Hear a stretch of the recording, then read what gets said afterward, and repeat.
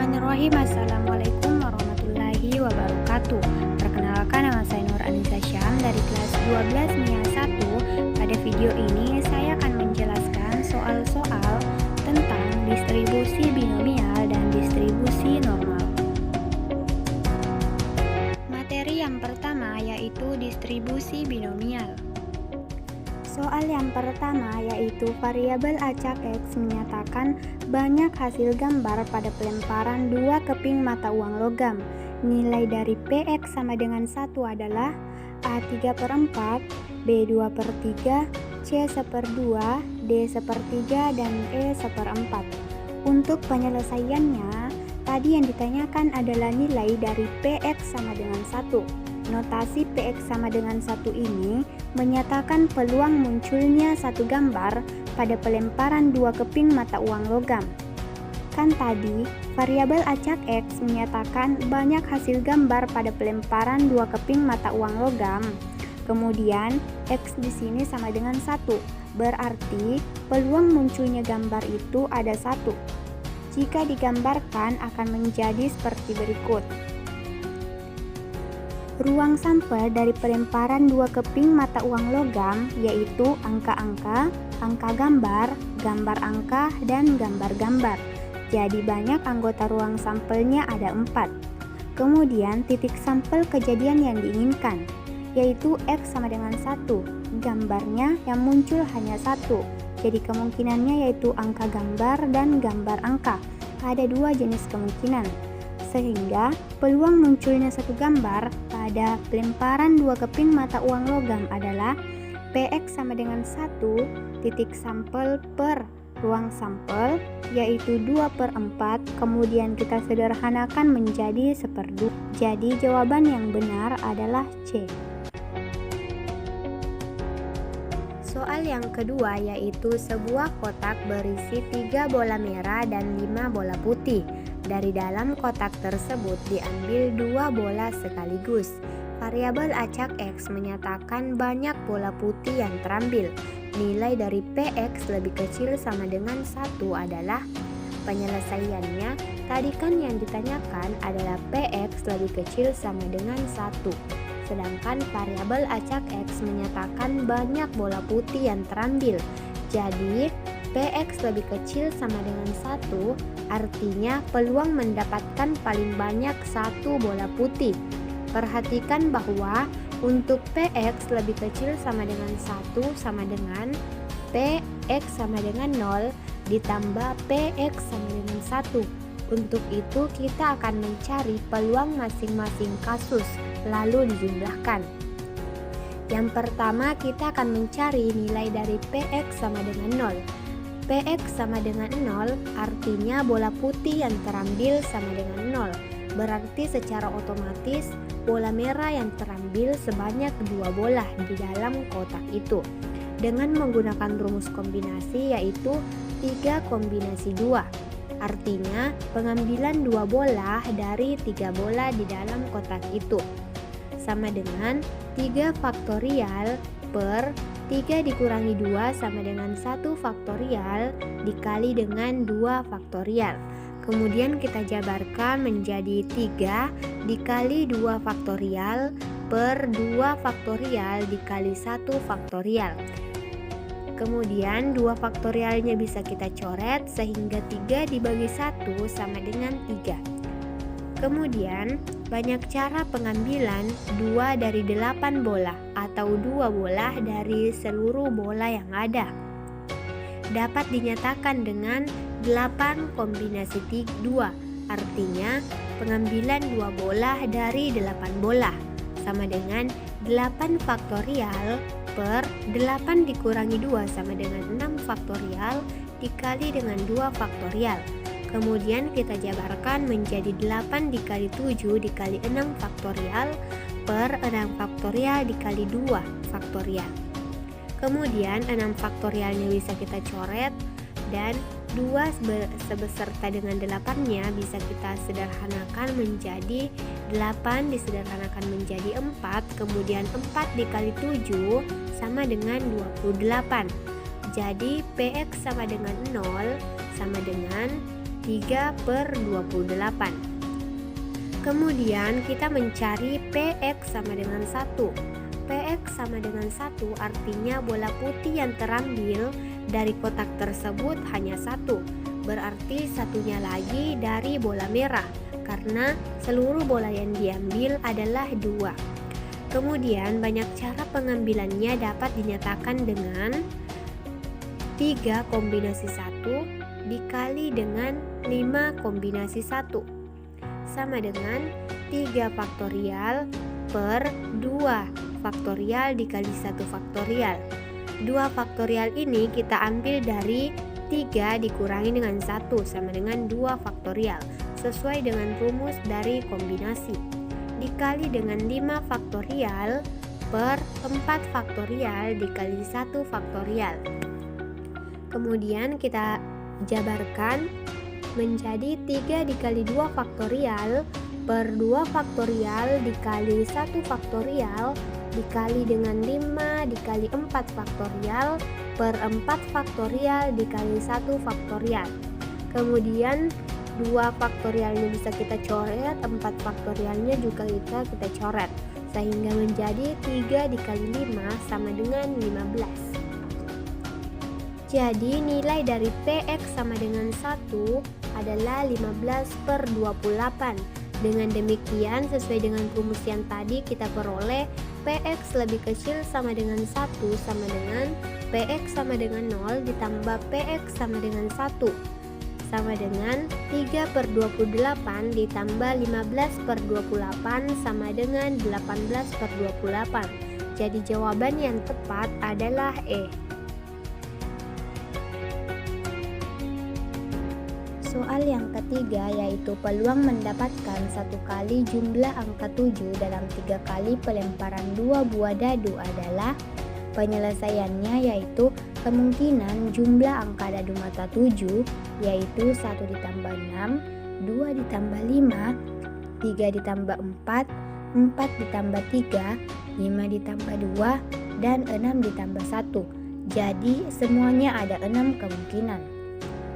Kemudian banyaknya semua kemungkinan karena 2 dadu yaitu 6 dikali 6 sama dengan 36. Kemudian yang diketahui juga adalah peluang suksesnya, yaitu peluang yang muncul yaitu jumlah mata dadu 7 adalah P sama dengan 6/36. Kemudian kita sederhanakan menjadi 1/6. Selanjutnya peluang gagal yaitu peluang yang muncul jumlah mata dadu bukan 7 adalah Q sama dengan 1 dikurang P yaitu 1 dikurang 1/6 sama dengan 5/6. Kemudian diketahui juga X-nya yaitu banyaknya kejadian yang diharapkan sama dengan 1, kemudian N-nya sama dengan 3. Kemudian kita selesaikan menggunakan rumus distribusi binomial yaitu Fx sama dengan B X NP sama dengan kombinasi Nx dikali dengan P berpangkat X dikali dengan Q berpangkat N minus X. Kemudian kita masukkan apa yang diketahui. Yang pertama yaitu Fx. X-nya kan di sini banyaknya kejadian yang diharapkan yaitu 1. Mohon maaf karena di sini F3 ini salah ketik, tetapi yang benar adalah F1 sama dengan B dalam kurung 1,3 1/6. 1 ini merupakan nilai dari X, kemudian 3 merupakan nilai dari M, dan 1/6 merupakan nilai dari P, yaitu peluang sukses. Sama dengan kombinasi 3,1. 3-nya ini merupakan nilai dari N, dan 1 ini merupakan nilai dari X. Kemudian dikali P berpangkat X berarti peluang suksesnya yaitu 1/6 berpangkat 1 karena nilai X-nya sama dengan 1. Kemudian dikali dengan Q berpangkat N minus X. Q-nya di sini merupakan peluang gagal yaitu 5/6. Kemudian pangkatnya 3 dikurangi 1 sama dengan 2. Kemudian kita selesaikan 3 kombinasi 1. Kemudian kita uraikan menjadi 3 dikali 2 faktorial per 2 faktorial dikali 1 dikali dengan 1/6 dikali dengan 5/6 berpangkat 2. Kemudian 3 dikali dengan 2 faktorial per 2 faktorial dikali 1 faktorial dikali dengan 1/6 dikali dengan 5 berpangkat 2 per 6 berpangkat 2, yaitu 25/36. Kemudian 2 faktorialnya bisa dicoret menjadi 3 dikali dengan 1/6 dikali 25/36. Kemudian 3 dikali 1/6 bisa disederhanakan menjadi 1/2 dikali dengan 25/36 sama dengan 25/72. Jadi jawaban yang benar adalah D. Soal yang keempat yaitu sebuah dadu dilemparkan sebanyak 4 kali. Peluang muncul mata dadu berkelipatan 3 sebanyak 2 kali adalah. Penyelesaiannya yaitu kemungkinan mata dadu berkelipatan 3 adalah 3 dan 6. Jadi ada 2 kemungkinan.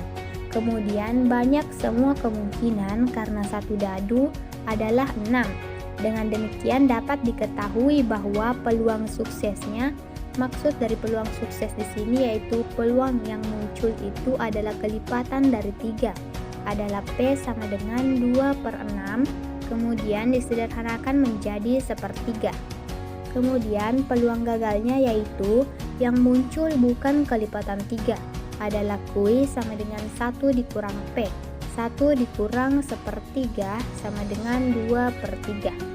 Jadi peluang muncul kelipatan 3 dapat diketahui dengan menggunakan rumus distribusi binomial dengan X sama dengan 2 karena banyaknya kejadian yang diharapkan adalah 2 dan N-nya sama dengan 4. Bisa masukkan ke dalam rumus yaitu F2 sama dengan B 2,4,1/3. 2 ini merupakan nilai dari X, kemudian 4 merupakan nilai dari N, dan 1/3 merupakan nilai dari peluang sukses. Sama dengan 4 kombinasi 2 dikali dengan 1/3 berpangkat 2 dikali dengan 2/3 berpangkat 4 minus 2. Kemudian kita selesaikan 4 kombinasi 2 menjadi 4 faktorial per 2 faktorial dikali 2 faktorial.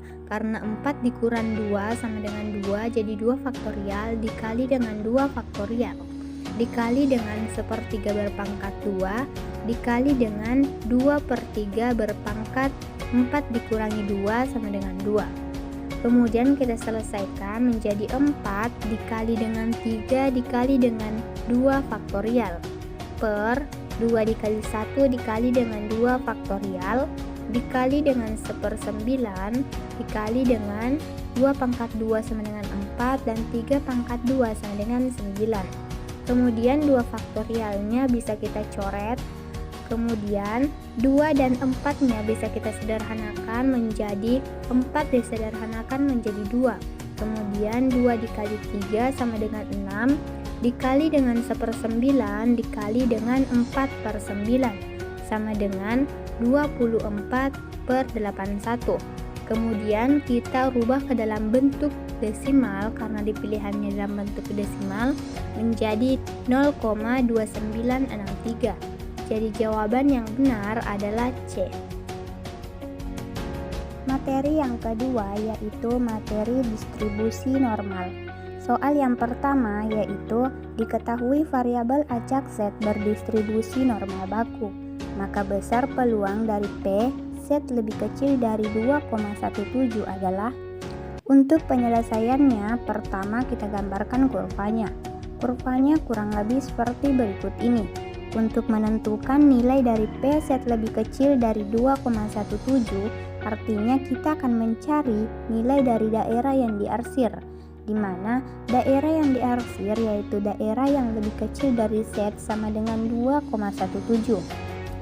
Jika dilihat pada kurva, terdapat dua bagian yang diarsir, yaitu di bagian kiri dan kanan. Pertama, kita ibaratkan yang di bagian kiri adalah daerah 1 dan yang di sebelah kanan adalah daerah 2, di mana daerah 1 itu nilainya adalah 0,5 karena 1/2 dari satu kurva. Kemudian, luas dari daerah 2 yaitu Z lebih besar dari 0 dan lebih kecil dari 2,17.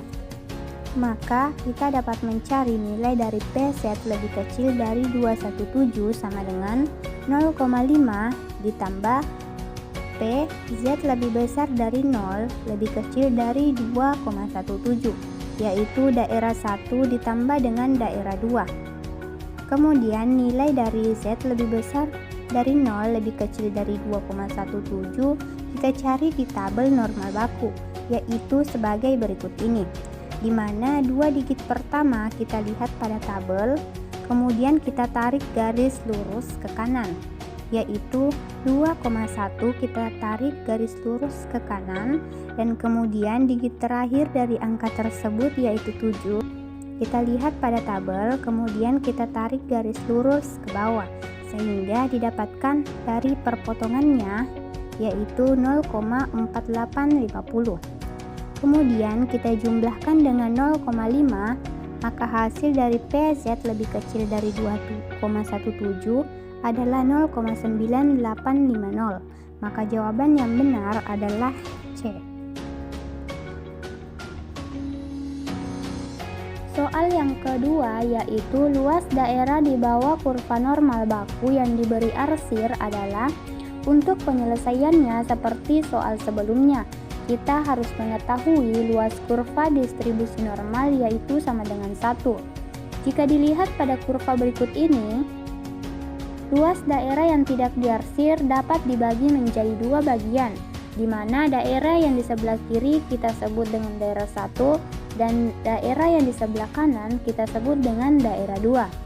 Jadi untuk mencari luas daerah yang diarsir dapat digunakan dengan cara 1 dikurangi dengan luas daerah 1 ditambah dengan luas daerah 2, atau 1 dikurangi P di mana Z lebih besar dari minus 1,14 dan lebih kecil dari 0 ditambah dengan P di mana Z lebih besar dari 0 dan lebih kecil dari 2,04.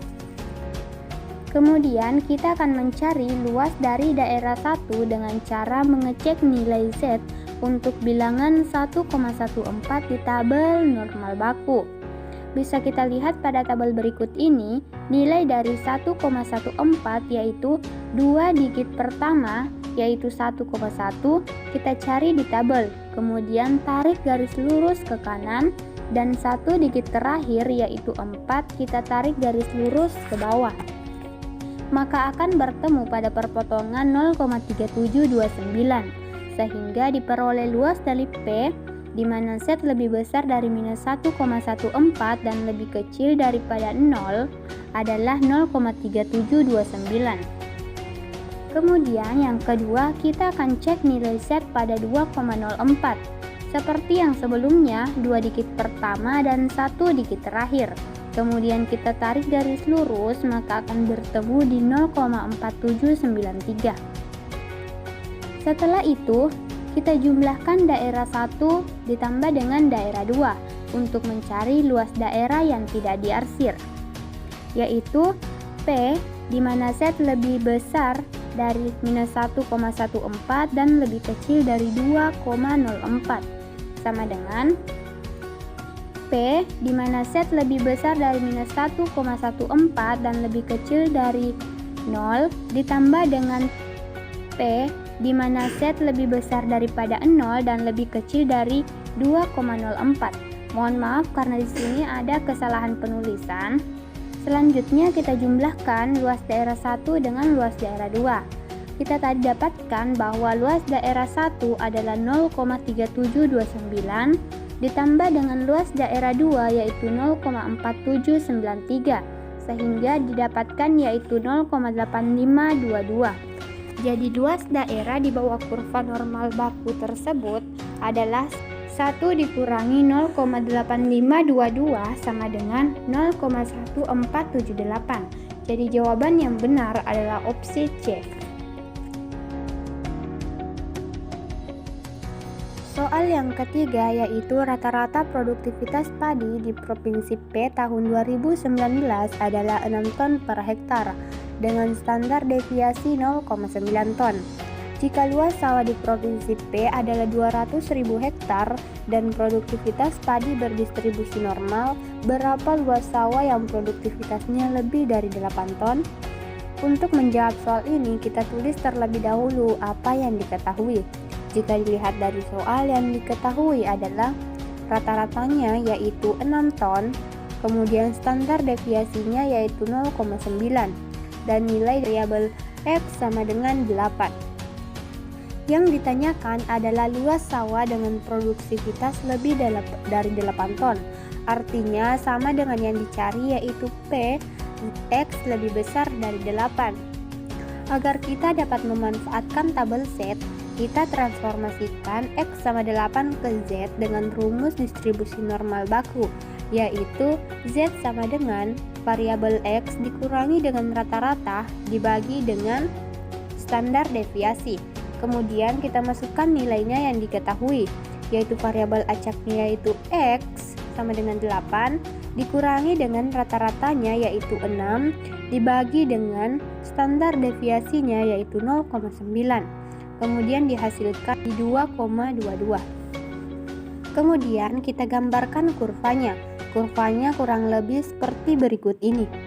Jika dilihat pada kurva, kita akan mencari luas daerah yang diarsir, yaitu X lebih besar dari 2,22 dengan cara yaitu satu kurva 1 dikurangi dengan luas daerah yang tidak diarsir. Luas daerah yang tidak diarsir yaitu seperdua kurva yang nilainya adalah 0,5 ditambah dengan luas dari P di mana Z lebih besar dari 0 dan lebih kecil dari 2,22. Kemudian kita cari pada tabel normal nilai dari P, Z lebih besar dari 0 dan lebih kecil dari 2,22. Bisa kita lihat pada tabel berikut ini, kita cari 2,2 dan 2 bertemu di perpotongan 0,4868. Kemudian kita jumlahkan dengan 0,5, maka hasilnya adalah 0,9868.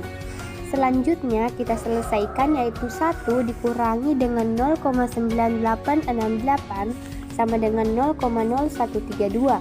Jadi peluang sawah mempunyai produktivitas di atas 8 ton adalah 0,0132. Untuk mendapatkan luas sawah di Provinsi P yang produktivitasnya di atas 8 ton, kita kalikan dengan luas sawahnya yaitu 0,0132 dikali dengan 200.000 hektar, maka akan didapatkan 2.640 hektar. Jadi jawaban yang benar adalah B.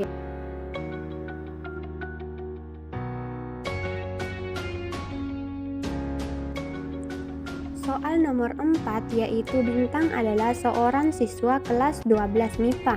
Ujian matematika di kelasnya berdistribusi normal dengan rata-rata 65 dan simpangan bakunya adalah 5.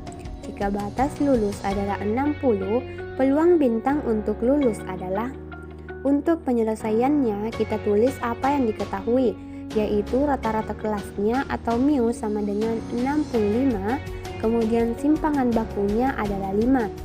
Yang ditanyakan adalah peluang lulus Bintang jika batas lulus adalah 60, atau bisa dituliskan dengan peluang X lebih besar dari 60. Pertama, kita cari transformasi X sama dengan 60 ke Z dengan rumus transformasi Z, yaitu Z sama dengan variabel X dikurangi dengan rata-rata dibagi dengan simpangan baku, sama dengan variabel X-nya yang didapatkan tadi adalah 60 dikurangi dengan rata-ratanya yaitu 65, kemudian dibagi dengan 5. 60 dikurangi 65 sama dengan minus 5 per 5, maka dihasilkan yaitu minus 1. sehingga peluang X lebih besar dari 60 diganti menjadi peluang Z lebih besar dari minus 1. Selanjutnya, cari di daerah kurva yang menunjukkan Z lebih besar dari minus 1. Kurvanya seperti berikut ini. Jika dilihat dari kurvanya, luas P Z lebih besar dari minus 1 adalah luas dari setengah kurva yaitu 0,5 ditambah dengan luas dari daerah minus Z sampai 0 atau diambil daerah positif X yaitu 0 sampai 1. Selanjutnya 0,5 ditambah dengan luas dari peluang Z lebih besar dari 0 dan lebih kecil dari 1. Kita cari di tabel Z berikut ini. 1 sama artinya dengan 1,00. Jadi kita cari 1,0 dan 0 lalu tarik garis maka akan bertemu di titik 0,3413. Selanjutnya kita jumlahkan 0,5 ditambah dengan 0,3413. Maka akan dihasilkan yaitu 0,8413. Jadi peluang bintang lulus adalah 0,8413. Pilihan yang benar adalah A.